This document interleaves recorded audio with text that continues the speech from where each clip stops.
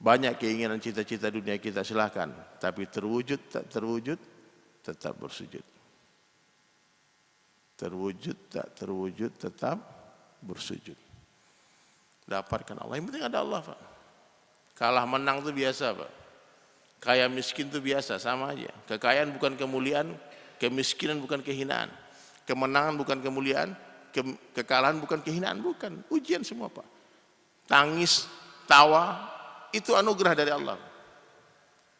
Kalau iman kita rusak, maka rusaklah seluruh amal. Tapi kalau imannya betul, maka betullah seluruh amal. Maka Rasulullah SAW di awal dakwah beliau fokus untuk usahakan iman ini. Bagaimana imannya para sahabat sempurna tanpa ada kesyirikan sedikit pun. Ya, Pak. Coba angkat kepalanya, Pak, jangan tidur, Pak. Habis subuh nggak boleh tidur, Pak. Biasanya kalau tundukkan kepala ketiduran itu. Insyaallah ya, kita tahan kantuk sebentar. Nah, ini ngopi, ini ngobrol perkara iman. Karena perkara iman ini perkara yang paling penting, maka harus dibicarakan terus. Diulang lagi dan lagi, difikirkan lagi dan lagi, dan diusahakan lagi dan lagi. Jaddidu imanakum, tingkatkan iman kalian, usahakan iman kalian, ya. Perbaharuilah iman kalian. Seorang sahabat bertanya, kaifa nujaddidu imanana ya Rasulullah, bagaimana cara memperbaharui iman kami ya Rasulullah? Maka Nabi menjawab, aksiru min qawli la ilaha illallah, banyak-banyaklah kalian mengucapkan kalimah la ilaha illallah. Berapa banyak, Pak? Sebanyak-banyaknya sampai orang-orang mengira kita gila. Di mana saja, kapan saja, jumpa siapa saja, katakan la ilaha illallah. Meskipun lisan kita tak selalu berucap, hati harus selalu menafikan selain Allah. Nah itu, Pak. Lihat apa saja. Contoh nih, Bapak nanti lihat matahari terbit. Banyak, Pak, orang lihat matahari terbit ini biasa aja, dia nggak ingat Allah banyak. Betul nggak? Kalau malam kelam tiba-tiba nyala lampu, semua bersyukur. Kayak kemarin saya baru pulang dari Tamiang Aceh itu, ketika nyala lampu, ada orang buat lampu semua. Itu semua teriak-teriak bersyukur, bergembira, Pak, menari, senang dia. Memuji PLN, memuji orang yang membawa cahaya itu. Terima kasih dikasih lilin, terima kasih. Tapi beberapa orang yang bersyukur memuji Allah ketika Allah terbitkan matahari setiap subuh, setiap pagi. Tadi keluar matahari, cahaya gratis. Ada nggak yang bersyukur memuji Allah? Dan lihat matahari terbit, nafikan itu matahari. Itu matahari makhluk. Matahari itu tidak bisa beri manfaat, tidak bisa beri mudarat sedikit pun tanpa izin Allah. Nah, itu iman, Pak. Karena kalau lupa menafikan matahari, lama-lama datang kesyirikan. Sampai hari ini masih ada kaum yang menyembah matahari. Ya, Bapak nggak percaya ke Jepang, Pak. Saya tahun lalu gerak dakwah di Jepang. Saya tanya sama orang sana, mana tempat penyembahan matahari itu? Ada kuilnya, Pak. Orang Jepang lihat matahari, lihat manfaat matahari, ada sinar ultraviolet, ada kehidupan, tidak ada matahari, mati hancur kehidupan. Mulai dia memuji-muji matahari, padahal itu matahari makhluknya Allah dan suatu hari pasti akan Allah hancurkan, pasti tanpa bekas. Ya. Yang memberi cahaya itu bukan matahari, Pak, yang memberi cahaya itu Allah. Nabi Musa alaihissalam apitkan tangannya ke ketiaknya, keluar cahaya yang berkilauan seperti matahari. Berarti matahari tidak punya cahaya, Pak. Matahari untuk mendatangkan cahaya berhajat kepada Allah, tapi Allah untuk memberi cahaya tidak berhajat kepada matahari. La ilaha illallah. Itulah maksud la ilaha illallah itu. La ilaha illallah. Tidak ada yang bisa beri manfaat, tidak ada yang bisa beri mudarat selain Allah. Siapa selain Allah itu? Makhluk. Nabi tidak bisa beri manfaat. Seluruh Nabi berkumpul dari Nabi Adam alaihissalam sampai Rasulullah sallallahu alaihi wasallam, berjuang mati-matian, berkeringat di siang hari, menangis di malam hari, doa, ya Allah, ya Allah, ya Allah. Beri hidayah satu orang yang kami cintai ini, ya Allah. Beri hidayah anakku, ya Allah. Beri hidayah istriku, ya Allah. Beri hidayah ayah ibuku, ya Allah. Beri hidayah pamanku, ya Allah. Tidak akan mampu tanpa izin Allah. Nah, ini bapak-bapak ini bisa sholat subuh ini tanda Allah sayang. Bukan anaknya Nabi, bukan pamannya Nabi. Hah? Bukan ayahnya Nabi. Ada Nabi yang anaknya gak dapat hidayah. Ada Nabi yang istri yang gak dapat hidayah. Yang orang tuanya gak dapat hidayah. Paman yang gak dapat hidayah. Siapa yang memberi hidayah, Pak? Allah. Nih dai-dai ini hati-hati, Pak. Ini gara-gara saya nih dia dapat hidayah. Ini syirik tuh, Pak. Terus gimana dong? Kita nggak usah dakwah. Dakwah itu perintah Allah, Pak. Ya, ada nggak hubungannya dengan hidayah? Nggak ada. Ada orang dapat hidayah nggak didakwain, Pak. Ya, saya pernah ketemu orang dia pingsan di Cina, Pak. Jatuh, pingsan, pas angkat sadar dilihat di langit ada lafaz Allah, Pak. Dapat hidayah, Pak. Awan yang berdakwah, Pak. Ya. Ada orang mancing ikan. Tiba-tiba dilihat disirip ikan ada lafaz Allah, dapat hidayah. Ada orang lihat pohon posisi ruku dapat hidayah. Nah, itu sebetulnya hadirin sekalian, karena manusia ini nggak mau lagi berdakwah, Allah gunakanlah makhluk-makhluk lain berdakwah. Allah gunakan binatang berdakwah. Dakwah itu kerja Allah. Wallahu yad'u ila Darussalam. Allah itu dai yang mengajak manusia kepada rumah. Darussalam itu rumah keselamatan. Ini surga, ini masjid surga ini Darussalam. Masjid bagus namanya. Dulu Pak sebelum saya ganti Sulaiman namanya, nama saya dari Salam, Pak. Nah, dari Salam, rumah keselamatan.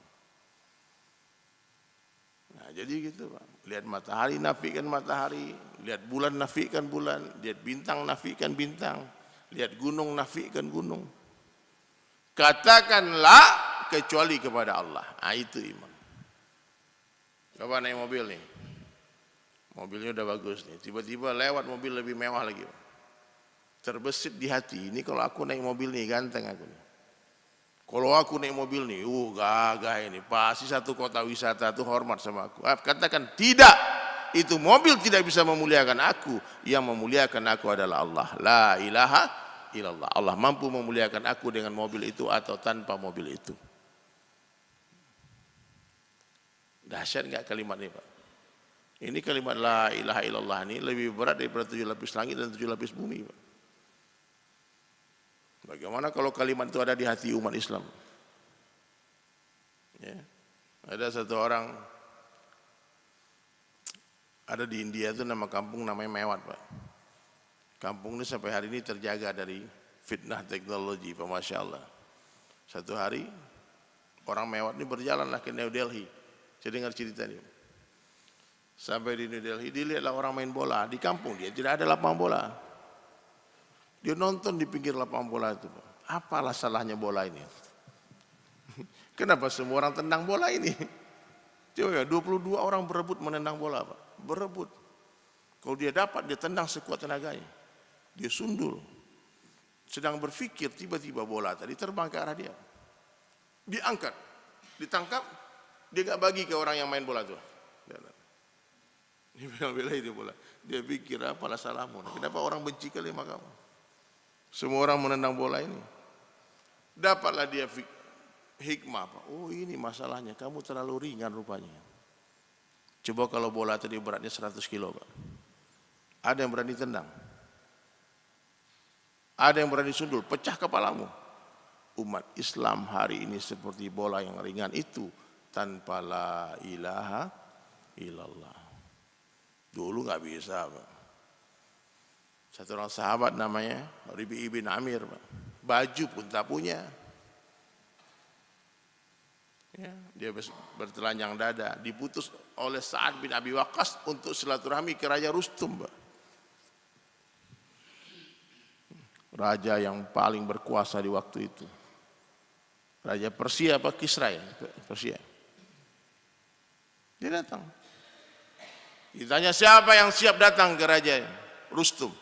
Berdakwah kepada dia. Sampaikan kita bimut negosiasi ini. Angkat tangan tuh Rabi' bin Amir. Radhiyallahu anhu. Saya Amir. Berangkat. Rustum menunggu utusan kaum muslimin.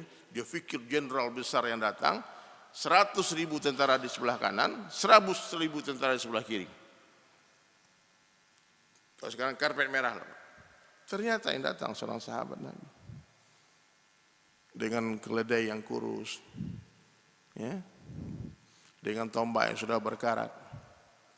Di jalan ketemu seorang sahabat, Ribi mau kemana? Dia bilang mau khususi dulu.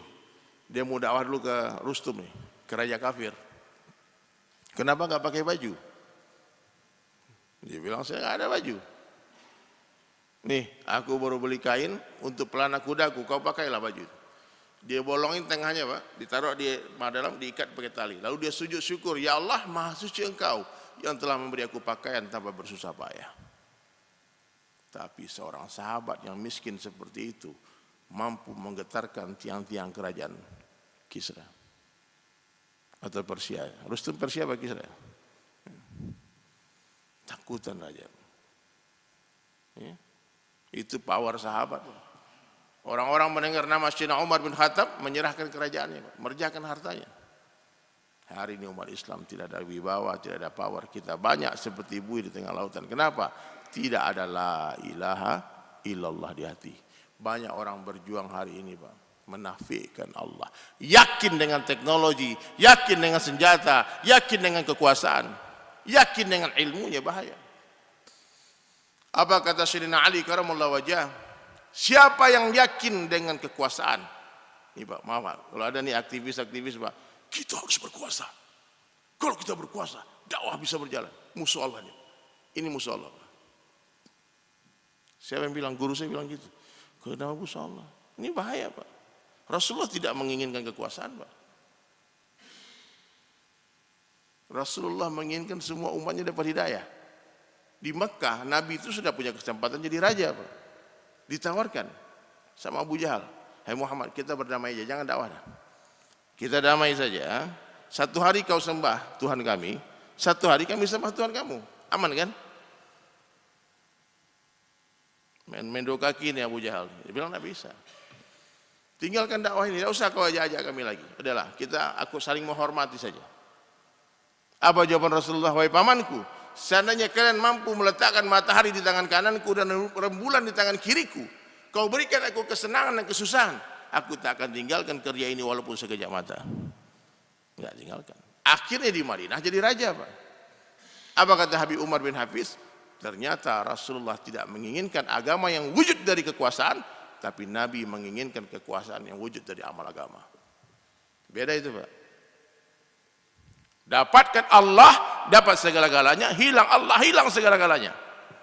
Maka kata Sayyidina Ali, siapa yang yakin dengan kekuasaan, Allah akan hinakan dia. Siapa yang yakin dengan harta, Allah akan kurangkan hartanya. Siapa yang yakin dengan ilmunya, Allah akan sesatkan dia. Dan siapa yang yakin dengan akalnya, Allah akan matikan akalnya. Hanya orang yang yakin kepada Allah saja yang tidak akan pernah Allah hinakan dia. Tak akan dikurangkan hartanya, tak akan disesatkan dia, dan tak akan dimatikan akalnya. Maaf Pak, banyak hari ini orang mati akal Pak. Katanya cendekiawan, katanya pejabat, katanya anggota wakil rakyat. Tapi ngomong kayak orang bodoh Pak. Mati akalnya. Ini keadaan sekarang nih Pak. Dunia Pak memperhatikan Sumatera Pak. Saya baru pulang, pas pulang dari Lampung, kampung saya hancur di Sumatera Barat, Solo. 30 rumah lebih hanyut. Saya pulang kampung. Saya pikir di kiamat di Sumbar ini. Saya pergi ke Aceh Pak, ratusan kali lebih parah dari Sumbar Pak, ratusan kali lebih parah. Kami coba, apa ini ya Allah, apa ini ya Allah. Kok bisa ada orang yang mengatakan keadaan baik-baik saja Pak? Mati akalnya Pak. Itu mati akal, mati hati Pak. Kok bisa orang mengatakan kok kamu nih sok-sok si paling-paling. Itu kan kebodohan-kebodohan yang terucap. Kenapa hadirin? Karena yakin dengan intelektual, yakin dengan kehebatan, tidak boleh menyakiti. Kok bisa muncul statement-statement yang sederhana, yang kadang-kadang melukai hati umat. Orang ini ikhlas bergerak, Pak. Mengumpulkan uang 10.000, 1.000, 2.000, 3.000, terbang ke Aceh, bagi makan, beli pampers, suapin orang makan. Tidak punya tools, tidak punya alat kita, Pak. Tapi karena matinya akal tadi, muncul statement-statement aneh-aneh, Pak. Dari orang yang katanya orang-orang intelektual. Maka nggak boleh yakin dengan akal Pak. Kata Sayyidina Ali, siapa yang yakin dengan ilmu Allah sesatkan, berapa banyak orang-orang alim tersesat hari ini. Siapa yang yakin dengan akalnya, Allah matikan akalnya. Maka yakinlah hanya kepada Allah Subhanahu wa taala saja. Dapatkan Allah, dapat segala-galanya. Hilang Allah, hilang segala-galanya. Tidak masalah kita kehilangan seseorang karena Allah, jangan sampai hilang Allah karena seseorang.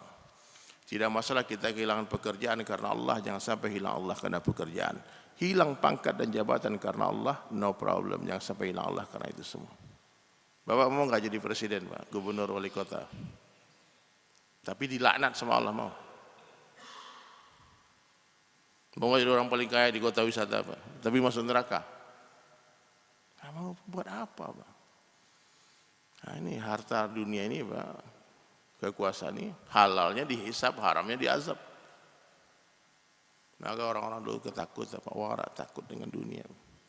Sahabat-sahabat radhiyallahu anhu menolak dunia dengan kedua tangannya, seperti hari ini kita meraih dunia dengan kedua tangan kita. Maka hadirin sekalian dirahmati Allah Subhanahu wa taala, minta ampunlah kepada Allah sebelum ditimbun. Banyak keinginan cita-cita dunia kita, silakan, tapi terwujud tak terwujud tetap bersujud. Terwujud tak terwujud tetap bersujud. Dapatkan Allah, yang penting ada Allah, Pak. Kalah menang itu biasa, Pak. Kaya miskin itu biasa, sama aja. Kekayaan bukan kemuliaan, kemiskinan bukan kehinaan. Kemenangan bukan kemuliaan, kekalahan bukan kehinaan, bukan. Ujian semua, Pak. Tangis, tawa, itu anugerah dari Allah. Termasuk musibah yang datang ini, Pak. Ini kadang-kadang cara Allah memuliakan seseorang. Ini saya ingatkan jamaah ya, kalau Bapak ngelihat negara orang, tempat orang, negeri orang, kampung orang terkena musibah, atau teman kita terkena musibah, sungguh sangat tidak beradab kalau kita katakan ini gara-gara ente maksiat, bukan. Bukan begitu caranya. Dikumpulkan orang-orang, bilang, hai orang-orang Aceh, hai orang-orang Padang Panjang, kota Serambi Mekah, provinsi Serambi Mekah, kalian ini orang-orang baik, orang-orang saleh. Musibah ini datang bukan melulu masalah gara-gara dosa kalian, tidak. Saya yakin bukan gara-gara dosa kalian ini. Ini cara Allah memuliakan kalian. Kalau Allah sudah siapkan surga yang sangat tinggi kepada kalian, tapi amal kalian kurang banyak, maka diberikanlah musibah supaya derajat kalian naik. Begitu cara menghibur mereka. Tapi kalau kita yang terkena musibah, boleh kita katakan ini gara-gara dosa saya. Jangan Bapak nanti jadi relawan, ini kalian nih maksiat semua di sini. Nah, itu namanya kurang ajar. Udahlah, rumah orang hancur, anaknya meninggal, ibunya datang lagi dai menghakimi kalian ahli neraka, kalian dilakukan. Jangan begitu. Ini dakwah, ini kerja hati, Pak, hati-hati. Ini mau banyak maksiat, bukan, Pak. Saya banyak maksiat boleh. Sama manusia lain, sama orang lain, sangka baik, Pak. Terus boleh nggak kita sangka buruk? Boleh. Kepada siapa? Kepada diri kita sendiri, Pak. Sama orang lain nggak boleh sangka buruk, Pak. Bisa nggak, Pak, kira-kira nih? Kenalan sama orang di jalan, tiba-tiba bau alkohol mulutnya, Pak. Ditanya, nggak enak. Sangka baik. Ini pasti bapak ini habis diprank orang nih. Minum dulu jamu, Pak, kata kawannya. Mungkin ini dipikir jamu, tahu-tahu bir. Tahu-tahu vodka, wine, enggak tahu nih bapak ini kena habis dikerjain orang nih. Itu sangat baik, Pak. Jangan bilang ya pemabuk bapak nih, alkoholik dia nih. Oh, jangan. Kita sholat, orang nggak sholat sangat baik, mungkin dia musafir, mungkin dia jamak tadi. Lihat orang laki perempuan bergandengan, sangat baik, mungkin lagi honeymoon. Jangan-jangan selingkuh nih. Wow, terus mata-matain, rekam, posting. Oh, bahaya dia, Pak. Tajasus, memata-mata itu dilarang dalam Islam. Lihat tiba-tiba ada ustadz, kiai masuk diskotik, Pak. Masuk karaoke, Pak. Hah? Imam masjid masuk karaoke. Sangat baik, Pak. Mungkin dia lagi nolongin orang di dalam. Mungkin lagi mau berdakwah di dalam. Cari 70 alasan untuk membela saudara muslim kita. Jangan cari-cari buruk orang terus. Perlakukan orang lain, kata para ulama, sebagaimana kamu ingin Allah memperlakukan kamu. Bisa nggak kira-kira, Pak? Perlakukan orang lain sebagaimana kita ingin Allah memperlakukan kita. Maafkan orang Pak kalau ingin dimaafkan Allah. Ampuni orang kalau orang bersalah, kalau kita ingin diampunkan Allah. Ringankan orang kalau ingin diringankan Allah. Cintai yang di bumi, yang di langit, kamu mencintai. Malaikat-malaikat pun kamu mencintai kita. Bisa nggak kira-kira Pak, mulai hari ini Pak, kita jadi orang baik aja.